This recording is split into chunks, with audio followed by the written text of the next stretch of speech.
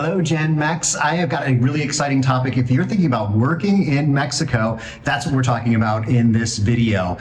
So of course there are rules and work permits and things like that. And that is what we're going to go through, all of the details of work permits, digital nomads, working on the ground here, what you need from a government standpoint to make that happen. So I am in Merida today, and it's a little bit hot out, but we've got some great air conditioning going on here. And I am at Yes to Mex with Adriana and Pamela, and they are experts at this. They can help you do this. If you need help, I'll have their contact information at the end. But we're going to give you, I've got lots of questions and answers for them today. So let's jump right in with these guys. Hi, I'm Pamela. I'm an immigration specialist. I deal with the part of immigration here in Merida. Hello, I'm Adriana. I work here at Yes to Mex. Our company has 15 years of experience helping people moving abroad from many parts of the world to Yucatan and to other parts of Mexico. And together with Pamela, we've been working and helping people to do this, to move here to Mexico. Okay, I am organized for this video. I've got lots of questions here in my notebook. You can get one of these notebooks, by the way, if you need one. So let's go ahead and start asking the questions with number one: who needs a work permit to work in Mexico? Okay, so permission to work. A permanent residence doesn't need one. They are allowed to do so, but you need to notify immigration about the activity you are planning to do. So if you are a permanent resident, you are allowed to work, but you need a notification of change of activity to let immigration know about the job that you're doing. Temporary residents need permission to work. They need to add to the residency that permission, and you can get it from different ways. That permission to work. You cannot work if you're a tourist. You are not allowed to do so. Okay, so there are some things that tourists can do, and we're going to get to the things that people can do and can't do, what you need a work permit for, and then we're going to tell you all about how to get one. But let's start out with what kinds of jobs people typically get a work permit for, because people come down here and kind of thinking like, oh, I can find a job. And it might not be quite that simple. It's a lot more simple if you make yourself a job. If you start your own company, that's a lot easier. But if you're thinking of working for someone else, let's talk about the things that foreigners can typically get work permits for in Mexico. The most frequent one that they ask for is to be a teacher. It could be that in their own house they are teaching English. They do it that independently. They get a tax ID, so they can do that in their own home or probably establish a little school.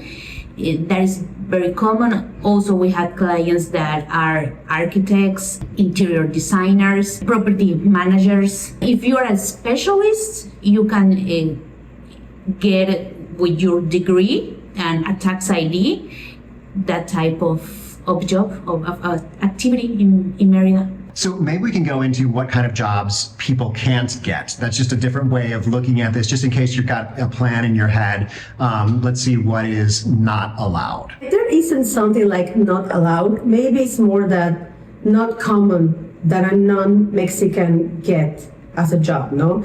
And I'm thinking that if you have a special skill, if you speak English and Spanish, it will be easier for you to get a job, okay? So maybe don't expect to come to Mexico and get a job immediately, which is a job that also a local could do.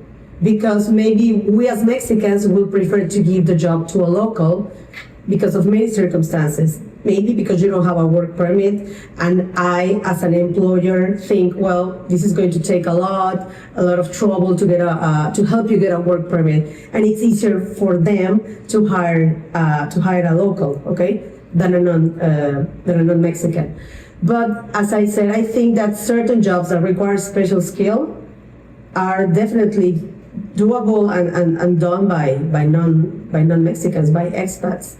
And also there are, at least here in Yucatan, there are many companies that are called maquiladoras, manufacturing companies that they have foreign investment, and they sometimes are looking for people that speak the language English and have this skill that they cannot find within locals.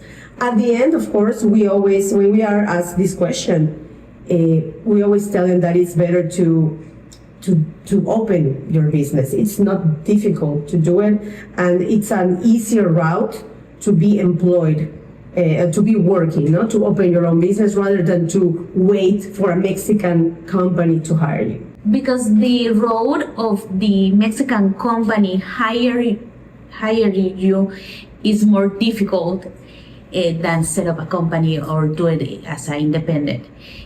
For a company to be able to hire you needs to have permission from immigration to do so, and also to accomplish the requirements to be a company that can get foreign people is not an easy road. For example, they need to have at least 10 Mexican employees to be able to hire one foreign people. So it's not that easy for the company to be able to hire you. So I'm thinking about specific jobs like handymen, maybe nannies. These are things that are common in the U.S. Bartenders, waitstaff, things like that. Can you get a work permit for those? In order to get a work permit to do those jobs, you will need to first get a Mexican tax ID, okay? And when you file for the tax ID, the tax office asks you the activity that you're going to do, okay? So if you're going to be a nanny, you need to find that sort of activity, okay? And once you get the tax ID, you need to start paying taxes, and then you can get the work permit. So maybe if I want to be a nanny, I don't know if I want to enter this world of paying taxes. So I don't know if that would be convenient. So it's hard to get a work permit. I mean, no, it's not hard. It's impossible to get a work permit without having a Mexican tax ID.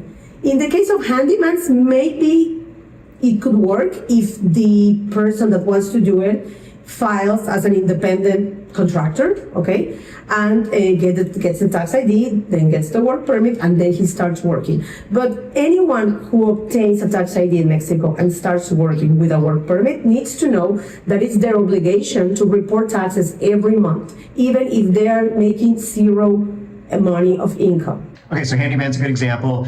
Starting your own business, you can do that, but getting a job working for a construction company, unless you've got something very special skill, you are going to be taking a job away from someone local.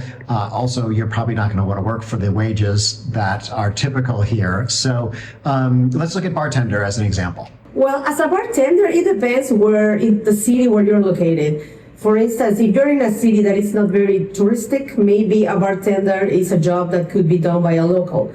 But if you're in a city like Cancun or Puerto Vallarta or, I don't know, another touristic place, maybe your chances of being hired are higher because you speak the language of the customers. And maybe I, as an employer, would like to have someone that speaks the language. So I think it also depends on the city where you're located, the type of job that you could do. So there's lots of digital nomads moving to Mexico, and I've always wondered if they're supposed to have work permits or if they're not supposed to. So let's get the official answer. So as digital nomad, you don't really need permission to work, because if you are getting paid through your US account, your Canadian account, the money doesn't get reflected into Mexico. So you are not physically doing an activity here, you are not receiving incomes through Mexico, so then you don't need permission to work as digital nomad. So now we know what you need to have a work permit for, and if you can get that and whatnot. Let's talk about the how. How can you go about getting a work permit? We have to divide in 3 types of how you can do it. The first one could be as a independent that we already mentioned. When you get your tax ID, you establish yourself and you provide a service for locals or for other foreigners. The second one could be that you set up a corporation, and the third one will be that you get hired by a Mexican company.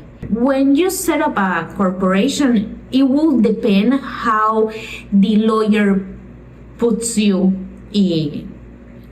in the corporation.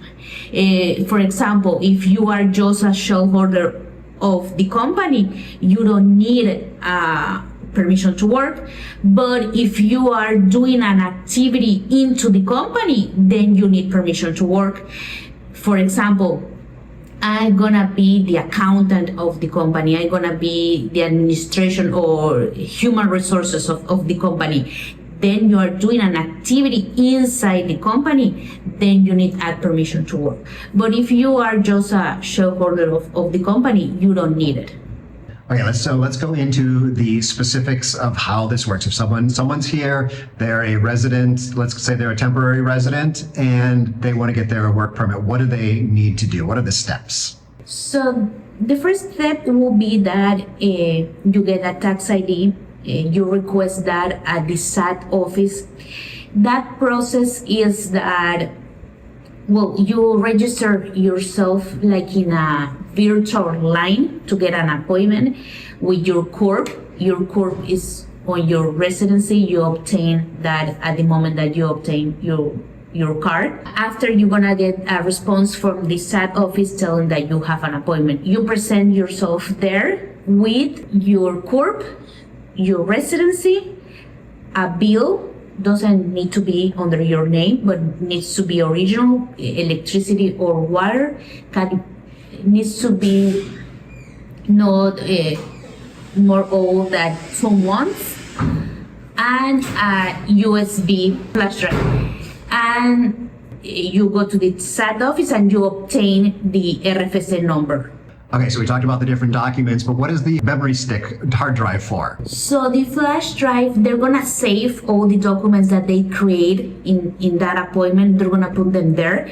And also is for the e-firma, which is an electronic signature that allows you to do a process, filing taxes and all of that electronically with that electronic signature. Yes, and I just went through that process, I guess, a few months ago to get my firma, and just went to my accountant, my brand new accountant. So I'm getting serious about this as a business in Mexico. And she's like, okay, give me your firma. And now what is your password? And I was like, oh, and I started scratching my head. And she was like, oh my God, please don't tell me you forgot your password. Because I guess that's a big no-no, is to forget your password. I had written it down. So I was good to go. So get those documents from that appointment, get it everything on the flash drive, and remember your password from that time period. So then we've been at the SAT office. Now what's the next step? So the next step will be immigration to request the work permit. You need to make an appointment with them, prepare the paperwork to present for that appointment. In that appointment, they will review all the documents. Also, you need to pay a fee for the permission to work, which is 4,182 pesos, less than 5,000 pesos. And they would reprint a card that it will says temporary resident and permission to work. They're gonna take again your pictures, your fingerprints, and you will obtain a new resident card. Okay, so that was the process for temporary residents. Now let's go over to permanent residents, because I think as they were talking, I think I might have forgotten a step. I think I might be a little behind and need to do something. As a permanent resident, since you're allowed to work, then it's just a notification of change of activity, where you let the immigration know that previously you were living from your resources abroad, and now you are doing this type of activity, which is the same one as SAT register you for your tax ID.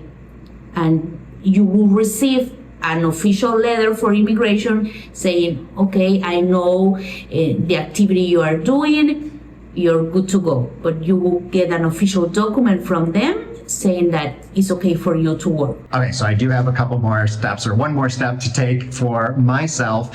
And let's go through, though, we talked about how much money it might cost, but also how much time it takes. As an individual, for the one that we were talking as register yourself in the SAT and getting a tax ID, it's pretty fast. You know, it could take a day or two, tops 5 working days, because it's just that that they change you to permission to work and they reprint the card. But for doing as a company, then it's a longer road. Pamela explained how to get a work permit as an individual that starts his own company. In the case of a person that has a job offer from a Mexican company, the process is a little bit different, okay? So let's start from step one, which is this company who's interested in hiring you needs to have a permit called in Spanish, Constancia de Inscripción de Empleador.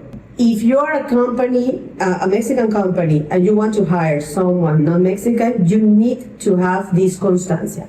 How do you get the constancia? The constancia is issued by immigration as well, and you need to support the reasons why you want to hire non-Mexicans. It's a process that also requires an appointment, and also you need to present documents from the company, such as deed of incorporation, powers of the legal representative, ID of the legal representative, utility bill as proof of your address, last tax payment, monthly and annual, and also you need to present a list of all the employees that you have in the company and that have Social Security. You present this at immigration accepts the papers, and then they, most of the times, they do a verification visit to the address that you told them you are at, because they need to know that the company exists, that the company is legal, and that the company actually needs to have this constancia in order to hire someone that is non-Mexican. So all of this process can take 1 week, 2 weeks, 3 weeks. It depends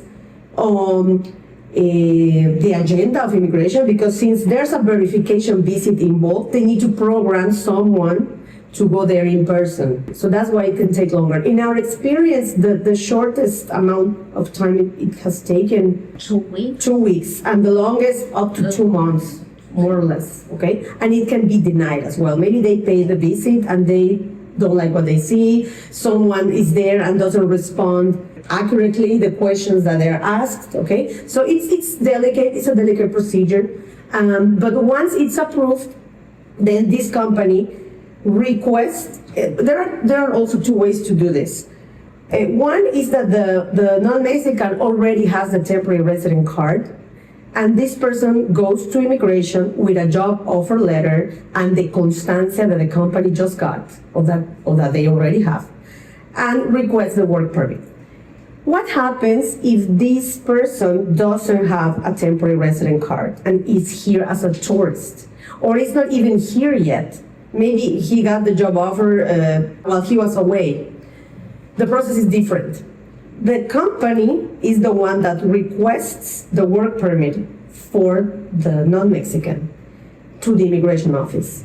The immigration office says yes or no. If they say yes, the foreigner has 30 days to go to an interview at a Mexican consulate, any Mexican consulate in the world. He's going to be asked questions about the job that he's going to do here. And if everything goes well, he will get a sticker in his passport, which will be good for 6 months. And he needs to come to Mexico within those 6 months to do a regular canje, the exchange. And he will get the resident card for 1 year with the work permit included. So as you can imagine, this takes time. After getting the constancia, the company requests the work permit. It can take 1 week, 2 weeks to get approved. Then the 30 days to go to the consulate for the interview, and then coming here and do the canje. And the canje can take as short as 2 days, depending on the immigration office, or as long as 3 weeks, which is what is currently taking the slowest immigration office that we have seen these days, like 3 weeks, more or less. Okay, let's go back to my situation. So I'm not working for another company, but I am working as a contractor now in Mexico. So I've got a couple of folks that I work with that I provide video services for. And they are paying me, they are Mexican corporations paying me in pesos. So I want to make sure that I need a work permit to do that. Specifically in your case, since you are permanent, we already discussed that it's a notification. But if you are a temporary resident, you need to add permission to work for that. Okay, so now if I'm working here and I want to hire someone, Mexican or non-Mexican, how do I know if they have a work permit? The card says that you have permission to work. In the card, it says residencia temporal, and then it says permiso para trabajar. So you need to ask for the residency and see if they have permission to work, because it's on the card. If you have a company here in Mexico, or if you work as an individual and you want to hire someone local, you can definitely hire someone. You can either, draft a contract, a labor agreement, or if you want to even enroll this person in Social Security, you can totally do it. In the case that you want to hire a non-Mexican, you will need to go through the constancia de inscripción de empleador process. Well, we have made it to the end of my questions. So my final question here is, what did I miss? Yes, Brighton. And it is important to know how you can renew the work permit, okay? The work permit is attached to your temporary resident card, okay? So when you renew the temporary resident card, in the letter that you give immigration, you always state that you continue doing the same activity that you were doing when you got the last year's card, okay? So if that activity is living off my resources from abroad, you put that. But if you're working now, you need to write, I'm still teaching English, or I'm still doing this and that. What happens if you stop doing it?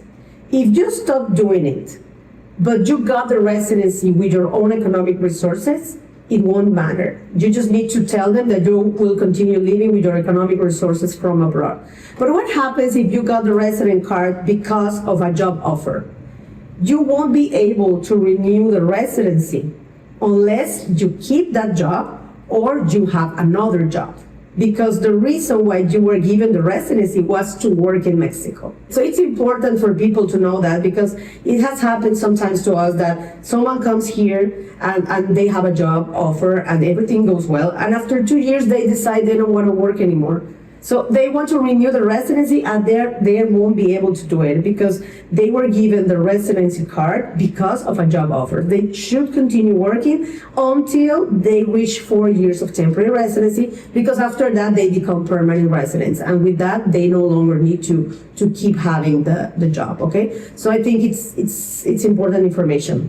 And if you obtain the work permit, but you already have the resident card before with your own economic resources, you can stop working whenever you want. Now, you always need to notify within 90 days of any change of activity that you do, any change of address, any change of marital status, and any change of nationality. That's something important to keep in mind as well. So this is the perfect segue into what kind of services these guys provide. So I'm going to have them talk about the services that they can help you with, and then I'm going to come back on and give you 2 reasons why you should use a service like this in these situations. So let's go. What do you guys do? What can you guys provide for the viewers? So we offer 2 types of service here in Gestumex. We have our full service, which includes pretty much everything to do with immigration.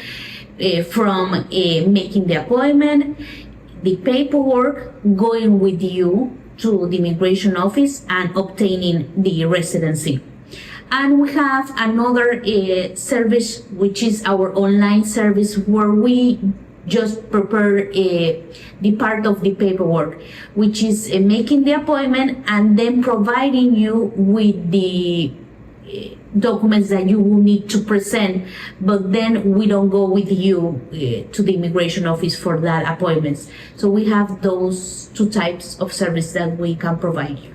And also, it's not only about work permits, of course. We can do we can assist you with canje of residential, temporary residency or permanent, change of status, either when you're changing from temporary to permanent because you have completed 4 years, or change of status through family unit. It can happen that maybe the father or the mother gets residency and the children and the spouse doesn't. So they can do all this family unification from Mexico. We can help you with that. We can also help you with regularizations, which is what happens when your resident card expires while you're in Mexico, or if your tourist visa expires while you're in Mexico. We can give you options on how to regularize your situation. And also we do the notifications that I mentioned, no? That you have to notify. It's mandatory for you as a resident to notify immigration within 90 days of changes in your address, marital status, activity, or nationality. And I also wanted to add that even though we have offices here in Mérida and we have offices in Mexico City, we offer full support by tele-support because we're not in person in all states of Mexico, but we offer full support for the immigration process from the Mexican consulate through the final stage of getting the resident card. If you live anywhere in the world, we have helped people from Asia, Africa, United States, Europe. Due to the technology, now we can interact with anyone over Zoom or other electronic media, and we can assist you assessing your situation, if temporary residence is good for you or permanent, and at which consulate to apply, what documents to show, booking your appointments there, reviewing your documents, and then the final part, either in Mexico City or Mérida, with accompanied assistance to get your resident card, or with tele-support, like Pamela said, by booking the appointment, preparing your forms, reviewing everything is in order, and just you go by yourself to the immigration office. That's pretty much what we do and what we have been doing over these past 15 years. Well, thank you so much for watching, and thank you, Adriana and Pamela and Andrea, for setting up this interview and getting that all set. I've got a couple, actually, I told you I was going to tell you why it's important to use a service like this, and that is for two things. One is the language. So if you don't speak Spanish fluently, it can be a real challenge, especially like in the consulates in the US, they're going to speak English, but down in Mexico, immigration and SAT, often they do not speak English. So that's your responsibility to be able to understand. So having someone come with you is important, and just getting the paperwork right. Kat and I did all of this on our own. We were very proud to do it on our own, but we had a lot of visits because of that, because we didn't have everything set, and then we had to go and print something up at the papeleria, and then we had to go to the bank. We had to do all these different things. So it took us a lot longer to do it. So it is possible to do this all on your own, but it can be much, much faster, much more efficient if you work with a service. So Yes to Mex's information will be down below, so you can get in contact with them. Otherwise, I've got some videos up here that are other expats, other services in Mexico that should be of interest to you. I'll see you in one of those videos. Wish you were here. Hasta luego.